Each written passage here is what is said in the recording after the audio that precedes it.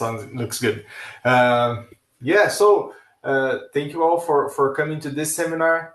Our proposition here, so our goal here is to teach the basics, show an introduction to the main concepts of PhotonForge and how it can help solve real-world problems integrating layout, design, simulation, optimization of photonic integrated circuits, making the optical designer life easier. That's our goal here, and as efficient as possible. So I'm a photonics engineer here at Flex Compute.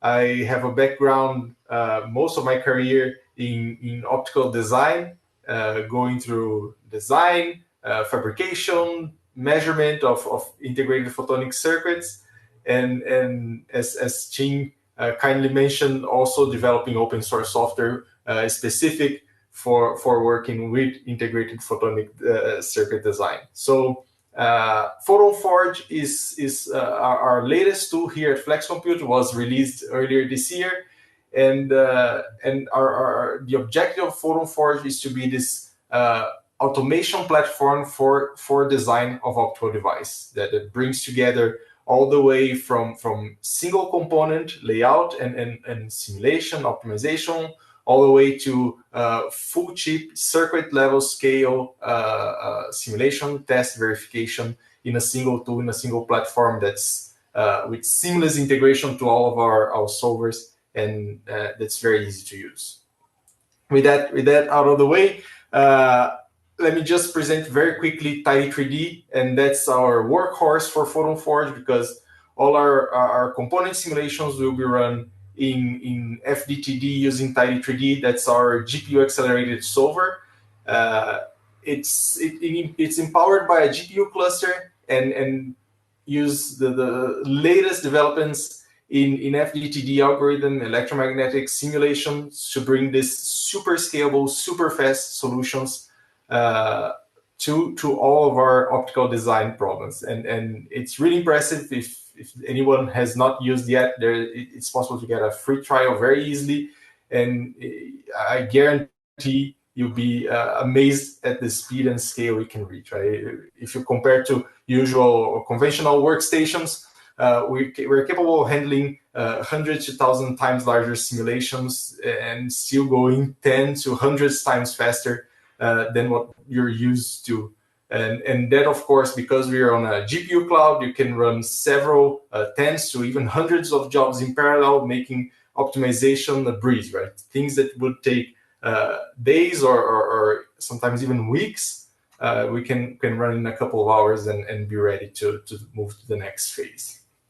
And of course, a very quick slide about PhotonForge itself. I've mentioned that our objective is to create this tool that integrates design and simulation and makes validation, verification much easier in a single place, so you don't have to keep running around different pieces of software, trying to move things from one place to the other, be that your design, your data, all of that stuff is very, very cumbersome. I wish I had something like this when I was doing optical design. And of course, it's not only FDTD. PhotonForge aims to integrate all of our different solvers, right? We have EME solver for mode expansion, mode solver, charge, heat, RF solver, and all of those, if not now, soon will be reachable from within PhotonForge in a single place. And for building up all this ecosystem, for building up all these integrations, of course, we support an ever-growing number of foundry and their PDKs. So wherever you're coming from, whichever foundry you'll be using to fabricate your devices, there's a high probability we already support it. If not, you can always reach out to us, and we are very glad to keep increasing the number of supported foundries you can work with within PhotonForge. All right, I'm going to go very quickly over very basics of optical design here. Just if anybody may not have done this before or doesn't really have experience with optical design and fabrication, The idea is that we use a very similar process to what's done in the electronics industry, in integrated electronics. All of our designs are based on 2D masks, so 2D drawings of the device we want to create. And those 2D drawings have to be somehow extruded to make 3D structures, right? Like the ones we're showing here in cross-section and a 3D view. So you can imagine you have all these metal layers for routing signals around your chip, and at the very bottom have silicon or nitride or whatever platform you're using with your waveguides, active and passive device. All of those are described as in 2 dimensions in masks. And each of those masks are later extruded to create the actual 3D device that we are going to simulate. So our design is all done in 2D. Our simulations are all done in 3D. And the step between those two, these extrusions, are done through the foundry PDKs, right? The foundry PDKs have the recipe, the fabrication process that they use, and gives us the, the rules to go from 2D to 3D for each of our designs. One thing to keep in mind is that the 2D designs that we use are usually exported at the end of the design cycle to GDS or OASIS files. Those are the most common files in the integrated circuits and optics and electronics. But they have a little shortcoming that not everyone might be aware of. That is, they only support polygons, right? But if we want to make, for example, a disk or a waveguide band with perfect smooth arc, those are not directly supported in our main file. So what happens is between the design and the actual fabrication, there's this GDS file in between that makes us convert all of our geometry into polygons. So there's a discretization step here, right? This discretization, of course, will introduce an error or a difference between the ideal curves and the polygonal shapes. This can be controlled within PhotonForge. You can set whatever tolerance you want for this error, the maximal error you want for your curves. By default, we use 5 nanometers, which is pretty small for most fabrication processes. And apart from that, there's another important configuration in PhotonForge. That's the grid size. Everything in a GDS file is written on a grid. So all vertices are snapped to that grid. And the grid by default is 1 nanometer. All these values can be configured at runtime as you wish. And with that out of the way, we can start our example. We're going to be working with a design of a max-linear interferometer. And the idea here for us is to show how easy it can be to go from a layout, from a design to circuit, to component and circuit level simulations. Using parametric components and parametric models to make sure we are able to optimize our designs as we need. And at the end of the optimization, our layout is already all set already for fabrication. We can directly export the GDS file. So that's our goal for today. Go from layout to component and circuit level simulations within PhotonForge. And you see that's very few lines of code that you need to go through to get to there. We'll be using our Python interface. PhotonForge also has a web UI interface that's being developed right now. So the Python interface has a few more features at this point. And for all sorts of automation processes, it's beneficial to have the power of the Python programming language at your hands for designing. So that's what we're going to be using today. If you're interested in the graphical user interface in our web version, we can always check the website after this tutorial. All right, so let's start. We're going to be designing using, I just mentioned we support several PDKs. One of those PDKs is from SciEpic.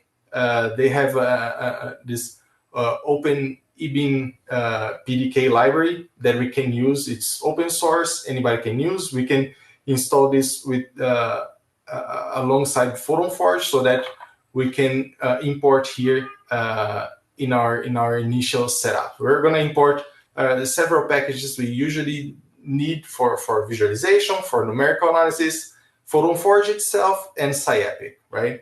I did not mention here, but both PhotonForge and SciEpic, we can just pip install and they will be available to you. Right? If you have any questions, we can always go through the installation process later. So once our modules are imported, the first thing we need to specify for our project is that, okay, we are actually using SciEpic PDK, so that we know where all of our extrusions and our layers will come from. And this is done here through the global configuration of PhotonForge. We just create the e-beam, we just load the e-beam PDK from SciEpic and set that as a default technology. We're also configuring here some visualization options to make our life easier during this demo, and setting our wavelengths and frequencies of operation for this device. So we're using, because we're designing a max-energy interferometer, it's a very narrow band that we want to look at, 1.545 to 1.555 micrometers of wavelength. We can inspect our PDK to see what layers are available. If, of course, if we're using some foundry PDK, we probably have access to the whole documentation and understanding all the rules we have to follow to use that specific PDK. Here from PhotonForge, it's very useful to be able to look at the layers in very briefly, so that we remember which layers we can draw, which layers are available for us to draw our masks. And in particular here, we'll be using a lot the silicon layer for silicon waveguides. SciEpic is a silicon platform. So we have all other sorts of layers, including routing and heater layers, openings for access to the device layer, and so on and so forth, right? Oh, we do have also nitride waveguides in this platform, in layer 4.0. So within PhotonForge, we can usually use the layer name or the layer numbers. Either way is fine. And we'll be mostly using layer names throughout this session. We can also take a very quick look at the extrusion specs for this technology, for this PDK.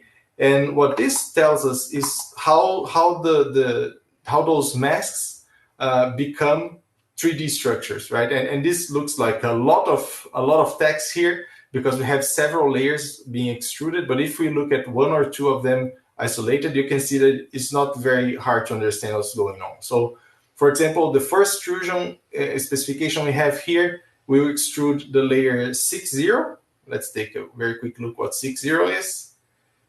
6.0 should be here, oxide open. So this is the opening window for this PDK, and it will be extruded. We have here the medium that's going to be used for the simulation at this point, and this is basically a medium with nothing in it, just permittivity 1. So this is vacuum, and it extrudes from 0 all the way to effectively infinity. Right, this is a very large number with no sidewall angles. If we look at the second one, that's a little bit more interesting for us. This layer 1.0, as we saw before, this is for silicon. So our silicon layer will be extruded. We can see the media that's going to be used here. And here you can already see there are two different medias defined for optical simulations and for electrical simulations. These are versions of silicon that work better for optical wavelengths and RF wavelengths. And it's extruded from 0 to 0.22 microns, so 220 nanometer thickness thick layer of silicon, also with no sidewall angle. All of these settings, for example, the sidewall angle, if you want to test it out, see what happens if there is sidewall angle, we can test this when we create technology. So when we create the SciEpic ribbing, we could put a sidewall angle, we could change the silicon layer thickness. There's a lot of parameters we can change here in the technology file that allow us to make tests of how our device is going to work from a technology perspective, right? If we keep the same mask, there are variations in technology, what will happen with my figures of merit? And this, of course, can be coupled to Monte Carlo style simulation runs, so that these variations can be randomly driven by your experiment design. All right, apart from layers and the extrusions, that we can also check very quickly what types of waveguide, default waveguides we have in this technology. We call those ports, right? Because these will make the inputs and outputs of our device. So they are the standard, the default ports provided by this technology. And again, SciEpic has a lot of those predefined for us, from single mode, multi-mode, TE and TM, for silicon nitride, for silicon. We'll be interested in the main one for us is going to be the TE single mode for the C-band with 500 nanometer waveguide width. This is the port specification that we'll be using as our default waveguide for the Mach Zender. We can see some attributes, some properties of this port. There's a description, the limits, the width. All of those can be configured, can be set, and they are preset to work best for this platform at this stage. We can always create new ones if you want to. For example, let's say I want a specific multi-mode waveguide. I can come here and create a new one specific for my use case as well. We can take a look at this port. Can take a look at the port modes that this port provides us. So I'm passing here the port name, the frequencies that we defined earlier, and asking PhotonForge for the port modes. Behind the scenes, what PhotonForge is doing is integrating with Tidy3D Mode Solver, creating this mode solver for us based on the port specification, running the mode solver in the background, and then bringing back the results as a mode solver object from Tidy3D. Right? And if you've ever used Tidy3D before, we know you can plot the fields from mode solver object. Here we're plotting the electrical field for the first mode at the first frequency in our array of frequencies. And this is what it looks like, right? As expected, the standard TE mode for a strip waveguide. We can also take a look at the whole data that's stored in the mode solver. And here we're converting to a data frame just for visualization, because this looks much nicer. And we could, for example, calculate group index here, dispersion, all the freedom we have from Tidy3D is accessible here from within PhotonForge as well. All right, so we have our waveguide, we can inspect our modes. Let's start creating the actual device, right? For the Mach Zender interferometer, the first thing we're gonna need is a Y splitter. So we're going to use two Y splitters to split the input light into two different paths and recombine them at the output. This Y splitter is based on a very famous design by Yanjiang. It's available, it was published in Optics Express a little while ago. And I think at this point, most people who work with silicon photonics and even other platforms have seen this design before. It became very famous. And it's basically a specific polygon, a specific shape that gives the Y splitter a very good wavelength range and splitting ratio with very low losses. The way we're going to build this is by specifying all the vertices in the shape that we want. So we're going to create a polygon with the right points. And exactly the way we create these points here is not super important, right? We could just as well list all the points here that make up our polygon. We're just using NumPy here to make our life a little easier. From the array of values defined in the paper as the optimal shape for the Y splitter, we just set up what the vertices of the polygon will look like and create a polygon within PhotonForge. So this is what the shape looks like. We have a nice preview here just as we create the polygon. Of course, this is not all.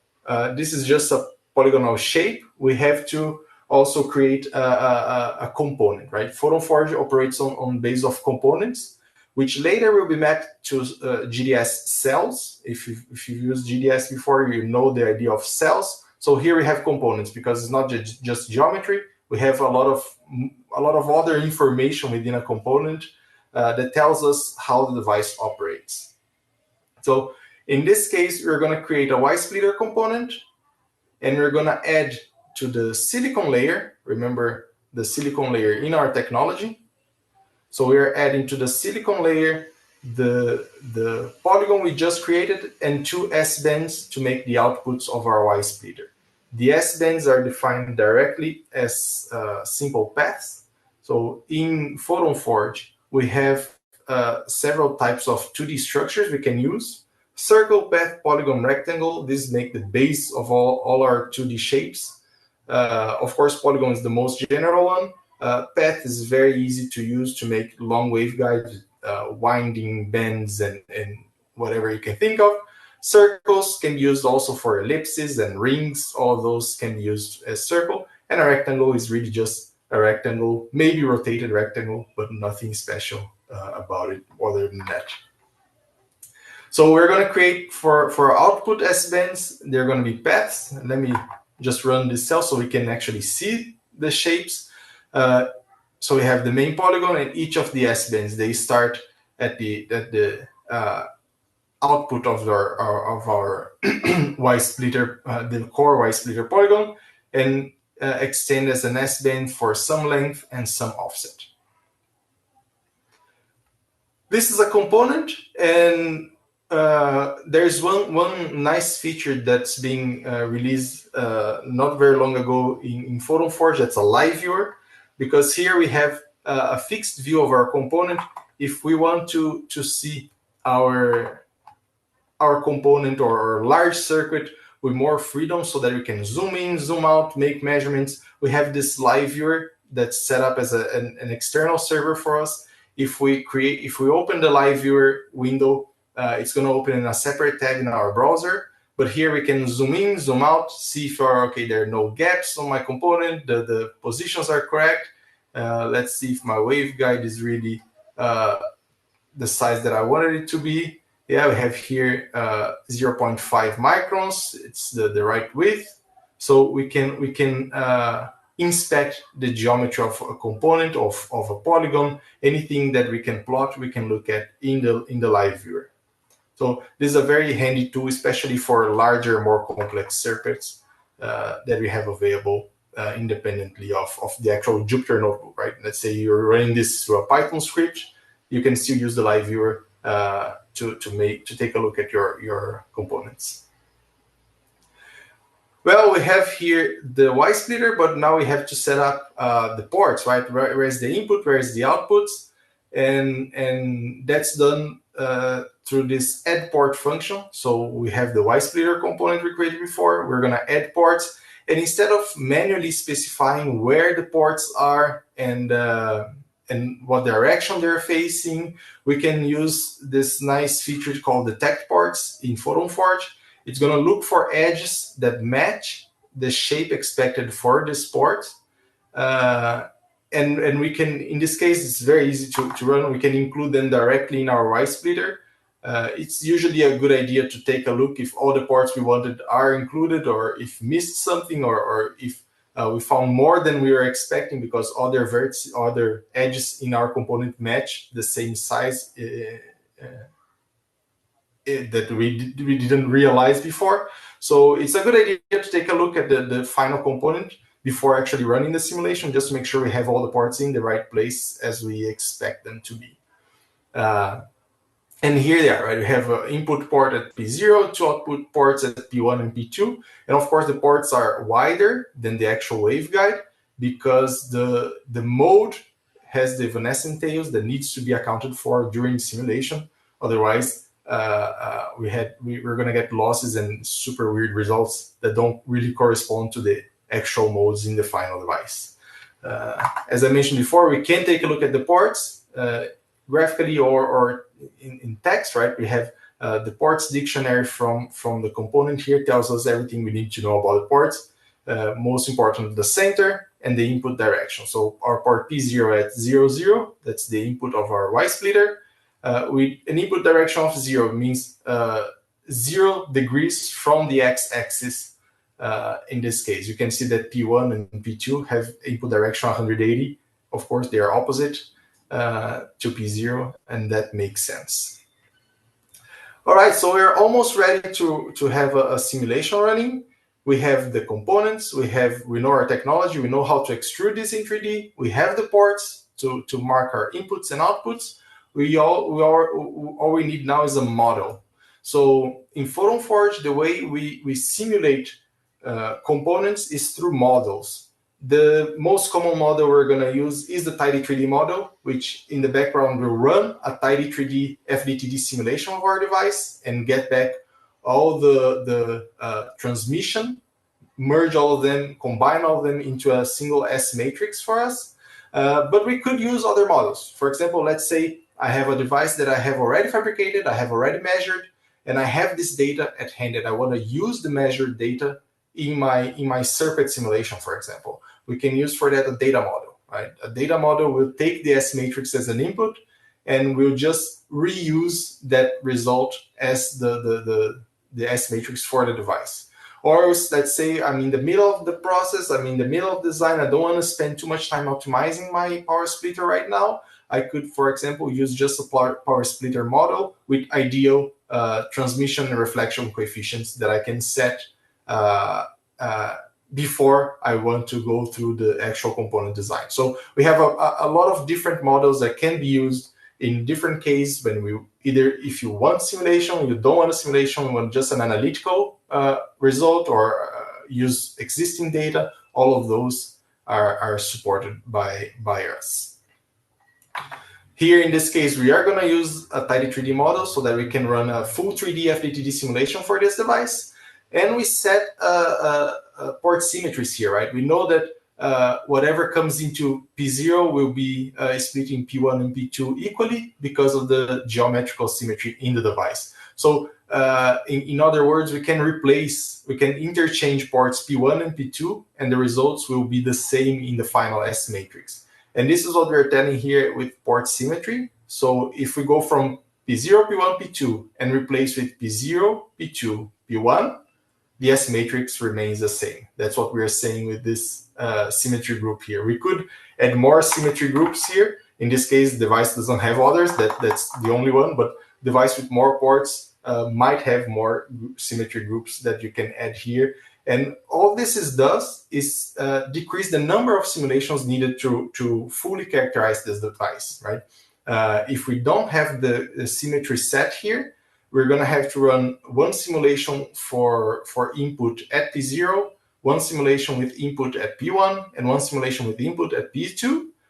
But we know that the simulation with input at P2 can be replaced by the same one with input at P1 if we just make the right port replacement. So we skip one of those three simulations when we do that.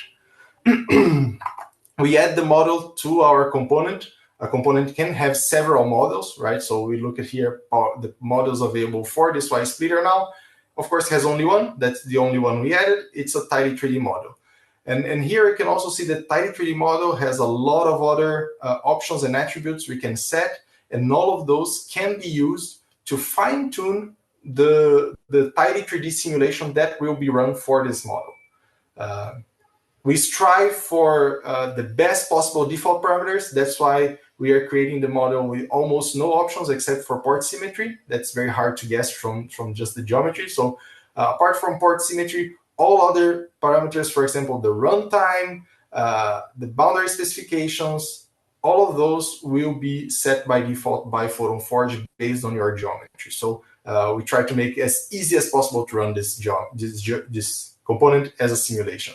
And we can look at the simulations created by Tidy3D using this Tidy3D plot function. So here we're looking at a cross-section at Z equals 100 nanometers. We know that this is going to be almost at the center of the silicon level, the silicon layer. Remember that our silicon layer is 220 nanometers. And we can see here the Tidy3D simulation that will be run. Right? In particular, we see our monitors in yellow, and the port for this one simulation is in green. This is the simulation for P0. And we see all the geometry here that's going to be created in 3D. So this is the cross-section in 3D for this run. In particular, we also see that the ports are extended through the absorbing layers. And that's a requirement for this type of simulation so that we don't have undesirable reflections. This is all done automatically. We can, of course, estimate the cost of the simulation runs in number of flex credits that are required. And here, again, we try to make the best possible guess as to what your runtime is going to be based on the size of your device.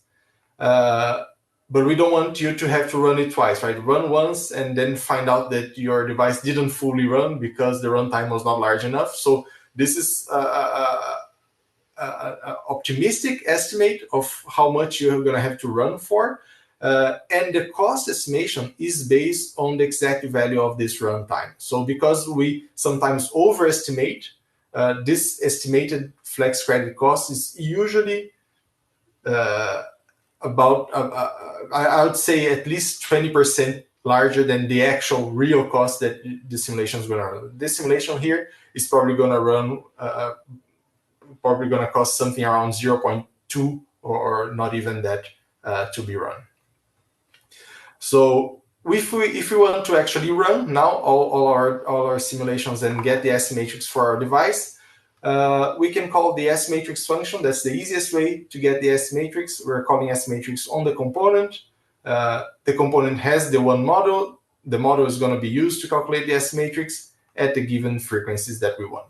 And here is a nice feature of PhotonForge that we can use a lot, is that we can cache all of our simulations. You might have noticed before that the mode simulation was also cached. So I have run this notebook before, of course, and because of that, all the simulations that I'm running here have already been cached in my cache folder, my PhotonForge cache folder. And when I run them again, PhotonForge will just find the exact same simulation and then get the results without actually running through Tidy3D. And effective this time, my flex credit cost is 0. I didn't actually have to run anything.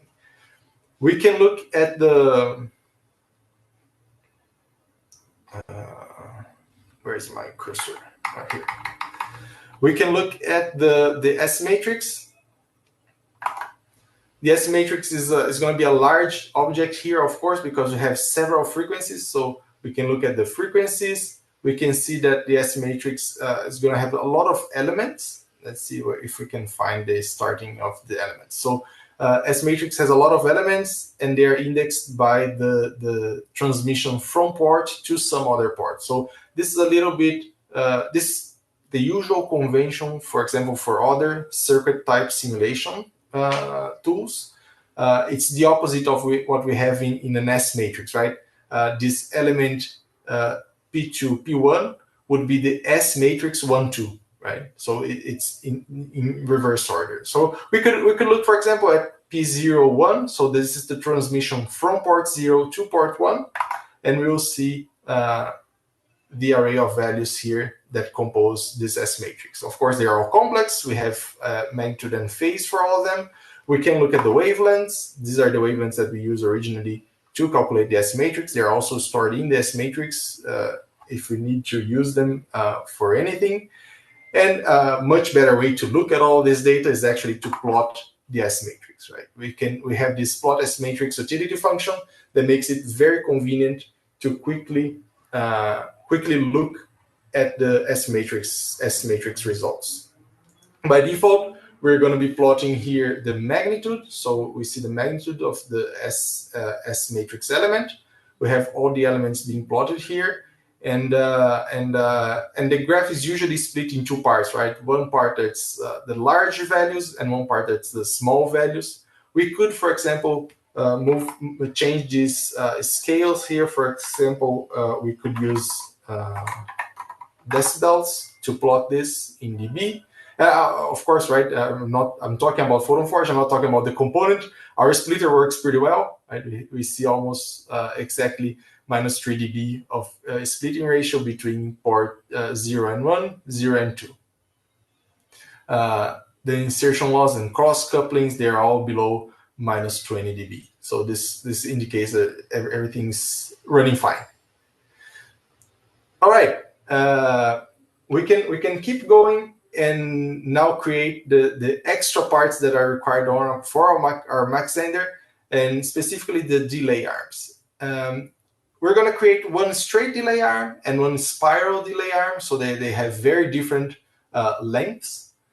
And for both of those, we're going to be using our parametric library.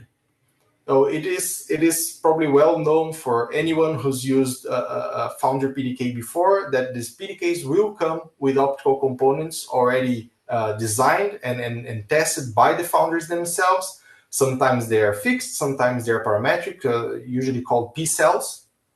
And we can also use those types of parametric components from the foundries when they provide those.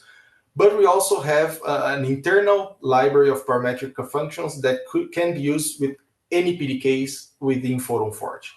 And they include a few different parametric components. Among them, we have straight sections, transitions between different port specifications. For example, to transition between a single mode and a multi-mode port, we can use this kind of component.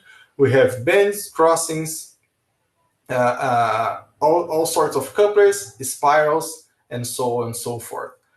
These are the main building blocks for our larger, more complex circuits, and that's why we're going to be using those today.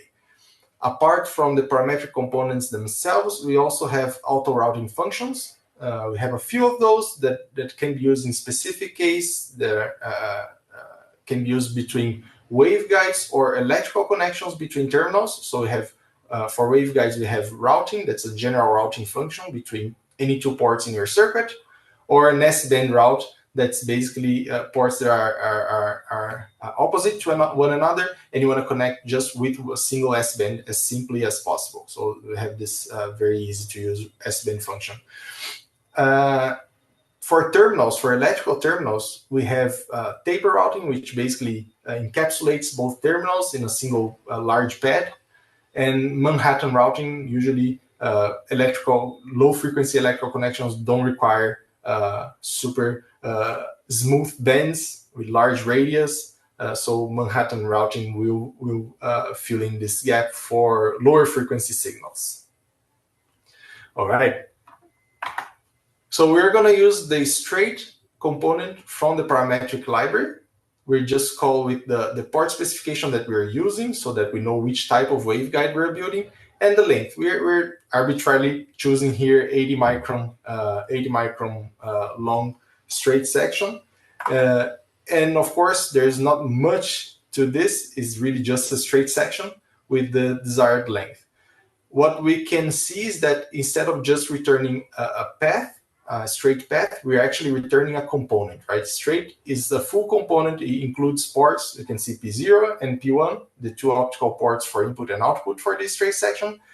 And it already includes models. If we look at the models that are included in our straight waveguide section, we're going to see that we have two models. We have a Tidy3D model, very similar to the one that we just used. You can see that all of the parameters are pretty much defaults. And we also have port symmetry here. Of course, the straight waveguide section, if you just replace port 1 and port 0, you get the same S matrix due to reciprocity and all that. So port symmetry is already set for us here. But we have another type of model for this waveguide that's called really waveguide. It's a waveguide model, and it's all using the default values.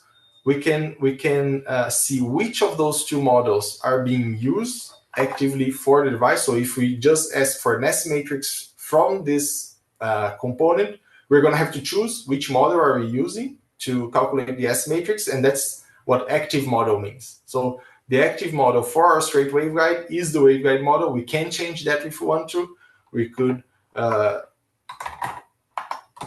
just say activate model and pass in here Tidy3D.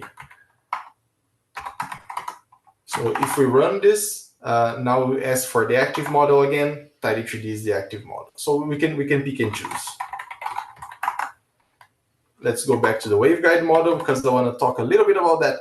It's a very useful model that is ideal for simulating these very long waveguides where you expect not to have a lot of bending loss or radiation losses or any abrupt changes in the width.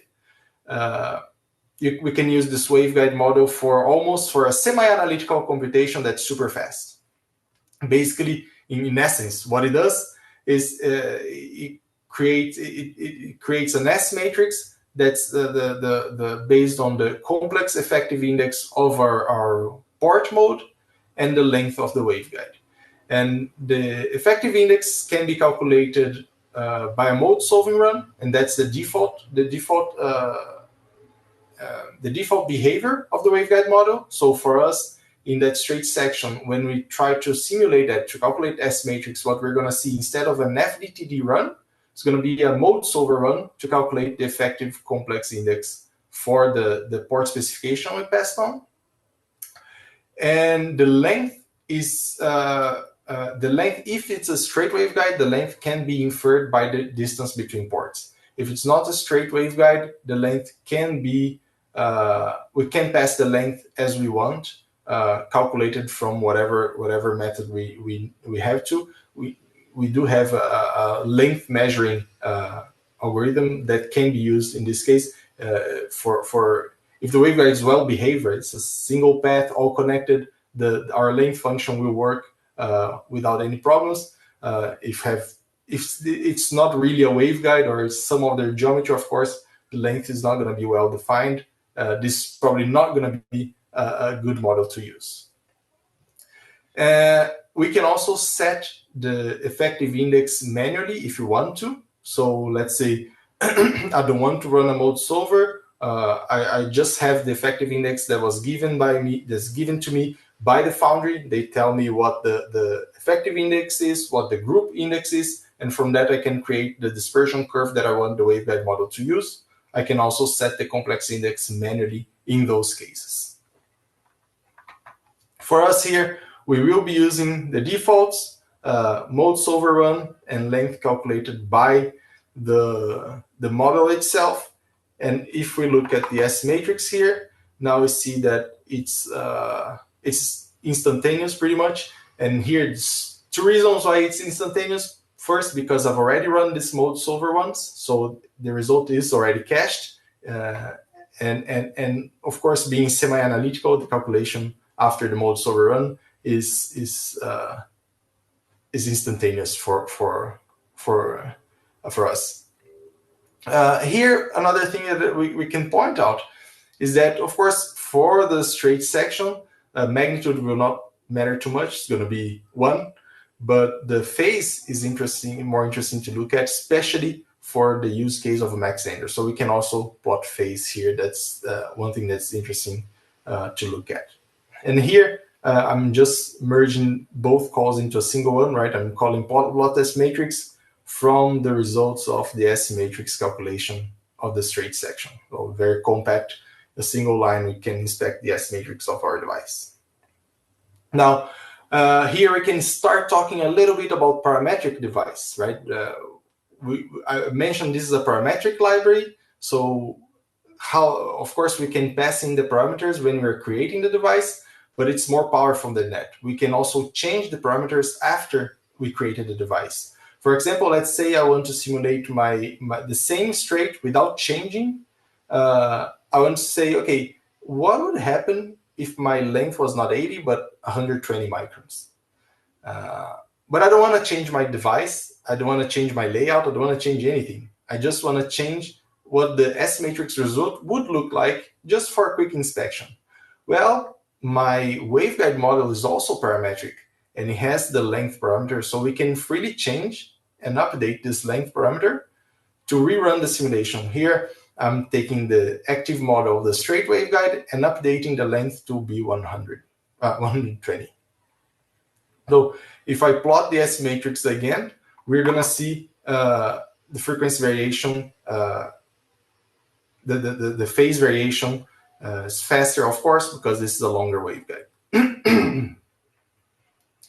After running the simulation, after testing what the length would be with a different parameter, we can update back to the default value so we don't forget, because once we set this, it's going to be set until we reset it, right? So, it's usually a good idea if you set something just to check, at the end of the run, reset back to the default so we don't forget. and here we're resetting to the default. Default is none. All right, now let's add the second arm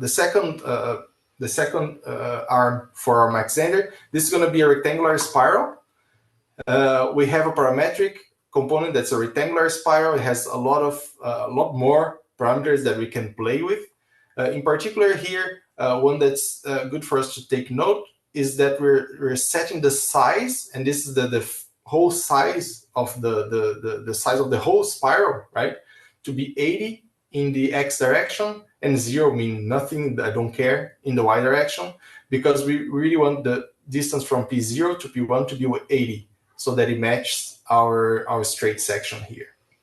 We are also setting the full length, and here is the path length, the optical path length, or the physical path length of this spiral, so that internally we can calculate how many turns, how many bends and section, how long each section the spiral has to have to fulfill both of these constraints, the full length and the size, right? Of course, it is possible to give constraints that are unfulfillable. We're going to get an error in those cases, but anything that's possible, we can easily do with this rectangular spiral. We're also using here, to call attention, Euler bands or half Euler bands. So all our bands, instead of circular, in this case, they have a Euler fraction of 0.5, and we can pass all this information to our bend function. So if we look at this spiral, it's actually composed of several straight sections and several bend sections. Each one of those is a inner cell or inner dependency of this spiral. Where this is important is when you look at the active model for the spiral. So how are we going to simulate the spiral? How are we going to calculate S parameters for it? Of course, we don't want to run the full spiral as a single FTD run. It's going to be very large for the size it is. And it's really not necessary if we have better models for each internal component. We can look at all the internal components that make this spiral, and we see here a large list, a lengthy list of references to other components. For example, the first one is a straight section that has an internal name that depends on all of its parameters, where it's placed, rotation, scaling, a lot of attributes for this reference. Then we have another one that's a band, another band, and so on and so forth. Now, what the circuit model does for us is that instead of calculating the S matrix directly for the spiral component, it's going to compose the S matrices for all of the reference within the spiral. So we're going to calculate the S matrix for this first component, we're going to calculate the S matrix for the second component, and so on and so forth, and merge all of those, compose all of those S parameters together in a circuit level simulation. That's why it's called a circuit model, right? So when we run this, when we run the S matrix for the spiral, what we're going to see is that all of those simulations for inner components will be used. In this case, we can see that we had to use 4 simulations, and all 4 of them were mode solver simulations. Because all of the models within each of those references are waveguide models. So if we look at any one of those references, let's say spiral.references straight, the second one is a band. So here we have a reference to the spiral. If we look at the component within this reference, now we can see the actual band without the reference rotation. This is the original band, the original component, and this has some active model.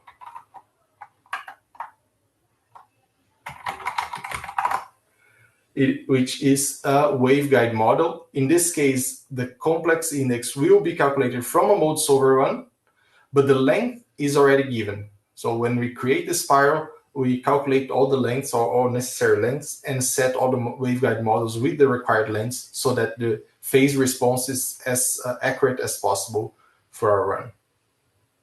And of course, because this bend section uses the same waveguide model that has been used in other straight sections and that we have used already before in this arm, And in our Y splitter, all of these mode solving runs have already been run, don't need to be run again. There is here a caveat say, or you are running 4 mode solving simulations. That's true. That's because when we compose the S matrices, rotations can include phase differences depending on which mode we are exciting, right? TE and TM modes, especially high order modes, can change rotation, can change phase based on reference rotation. So we have to take those into account if you want to be precise about the phase response, which is, of course, super important for a Mach-Zehnder interferometer. So that's all done by default in PhotonForge. And we can see here the phase response of the spiral. Of course, we have a lot more phase changing throughout our wavelength window than any of the short sections we simulated before. And of course, that's what's going to give us the Mach-Zehnder response in the end. Now we've come through all of these single component design cycles. Now I want to put them all together. And this is something that's very easy to do in PhotonForge if we're following this step-by-step, adding ports to our components, adding models to our components. Putting it all together is very easy. We can create our Mach-Zehnder component. This is going to be our final device.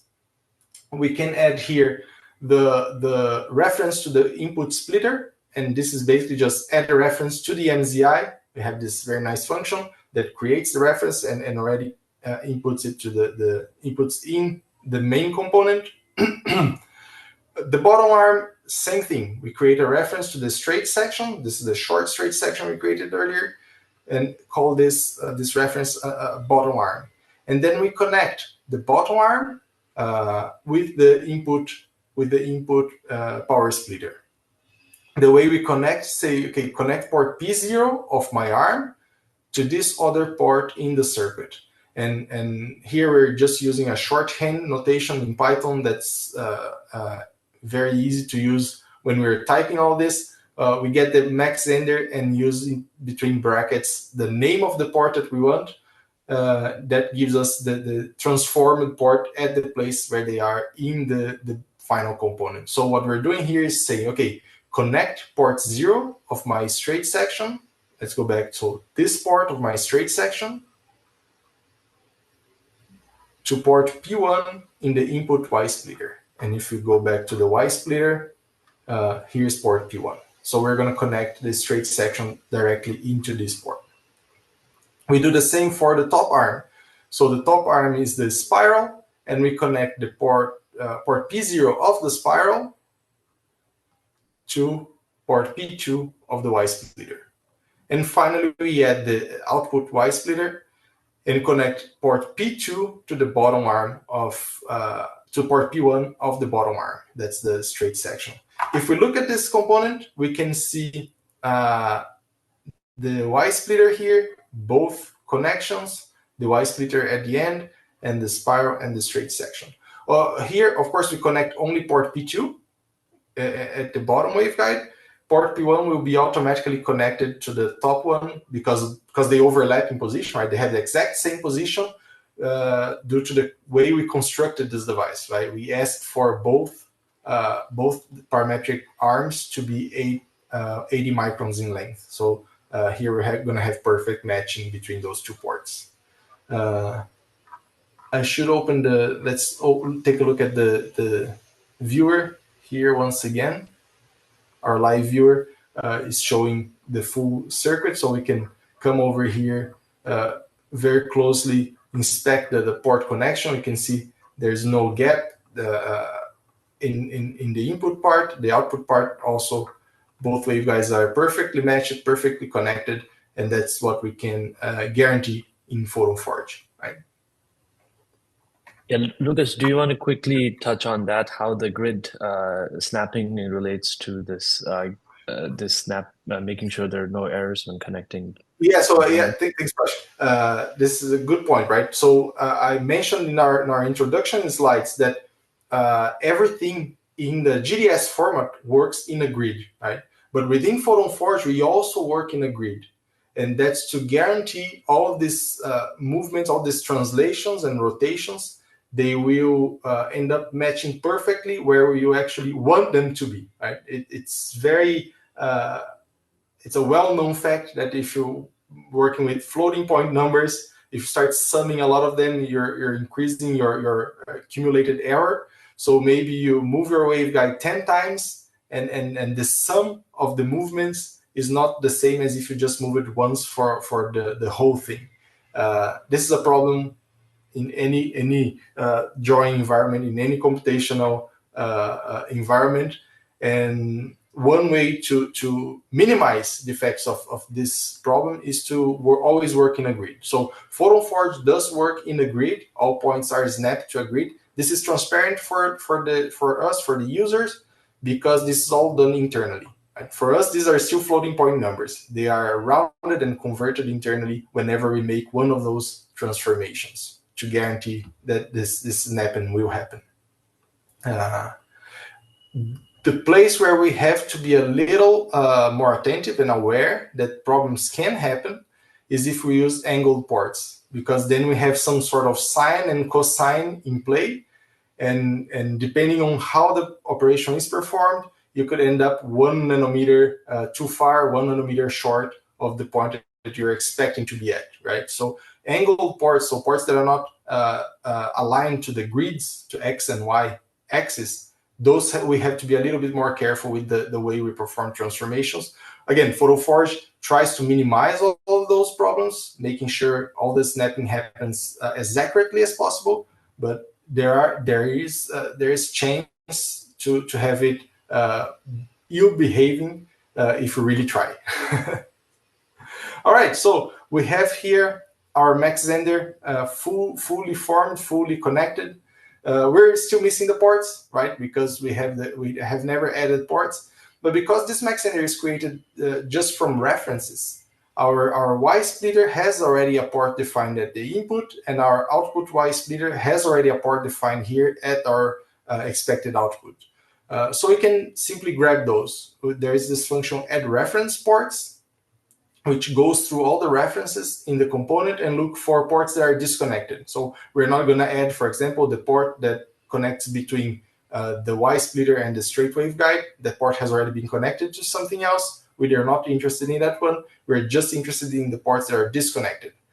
And as a benefit, we can already add a circuit model since we're creating a component based on references. Again, we don't want to run S-matrix as a full FDTD run for this whole device. We want to use the S-matrices from each of those references and cascade those down when necessary.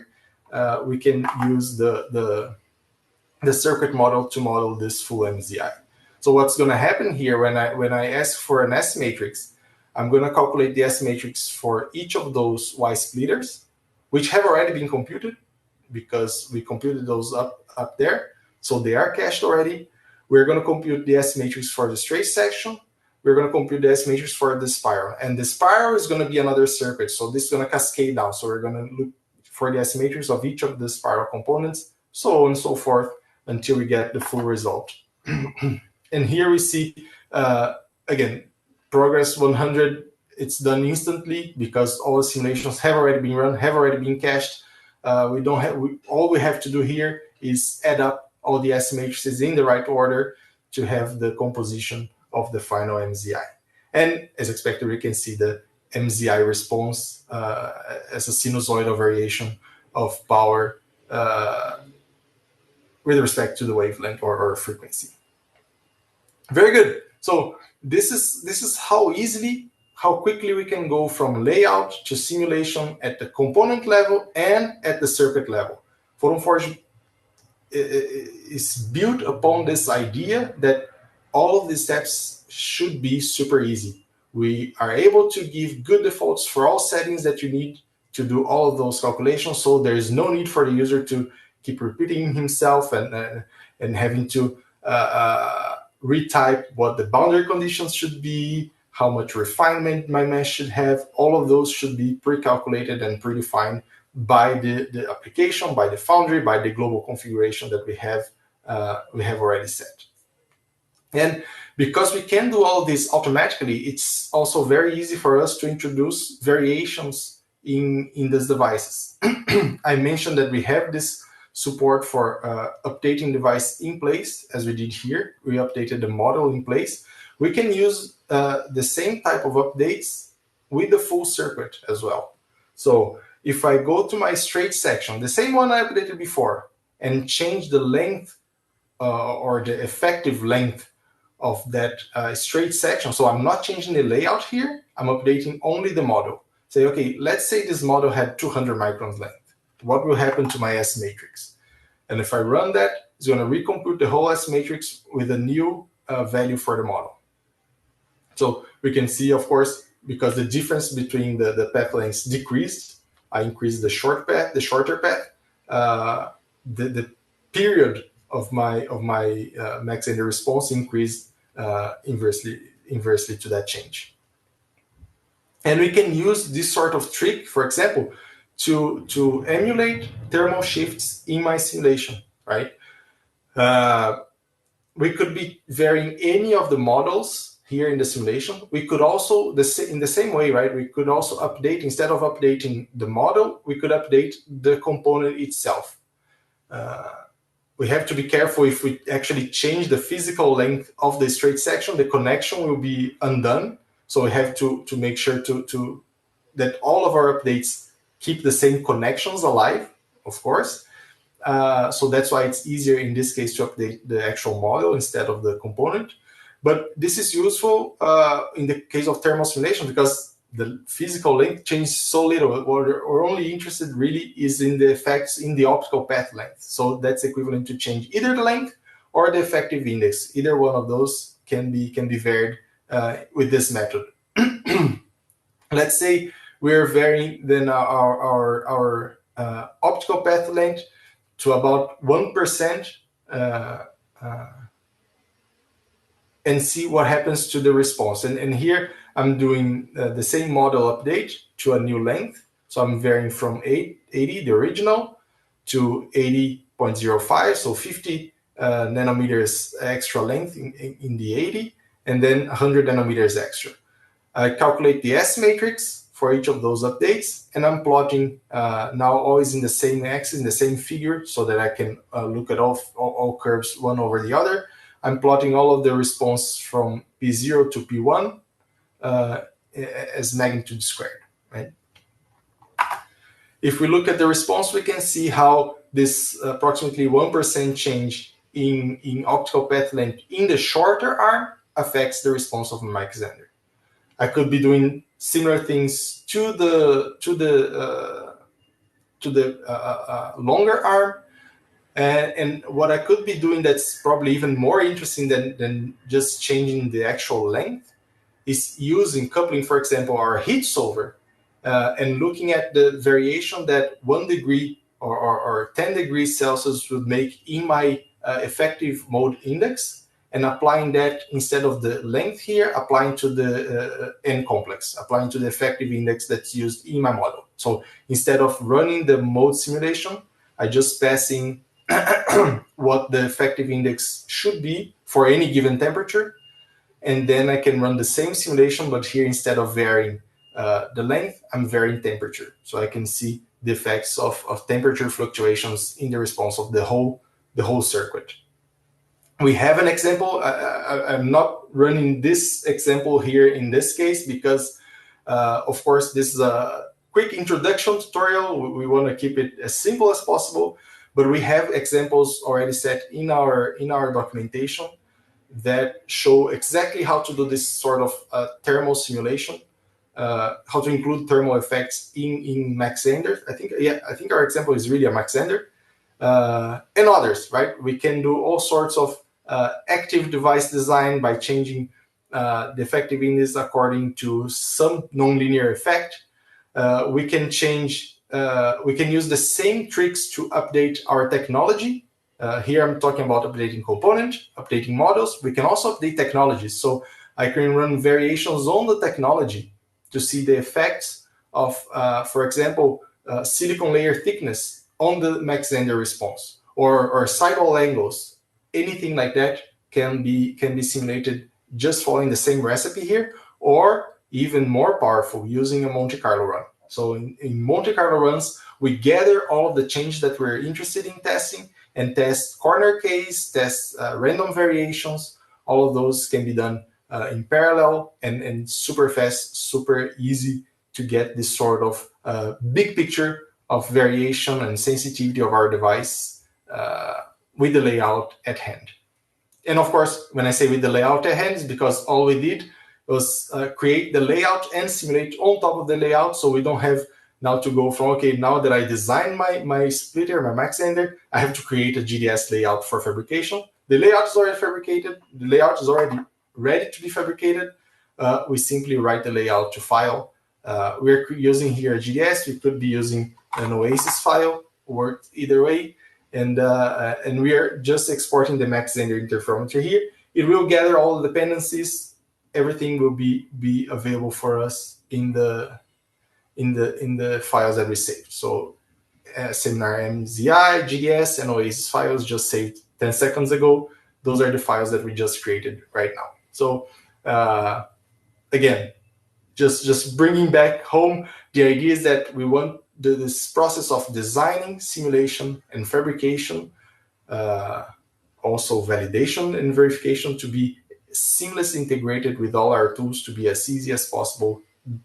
Ideally, you can do everything in a single place without, for example, leaving this notebook interface that we have here, right? If you prefer to use straight Python interface, we could just write everything we have here in a less than 100 lines of Python and run this anytime we need to recreate our Mach Zehnder in maybe a few seconds at most. Okay, I think this is all for our tutorial part of the seminar. We talked a lot. We talked about a lot of features, a lot of concepts within PhotonForge.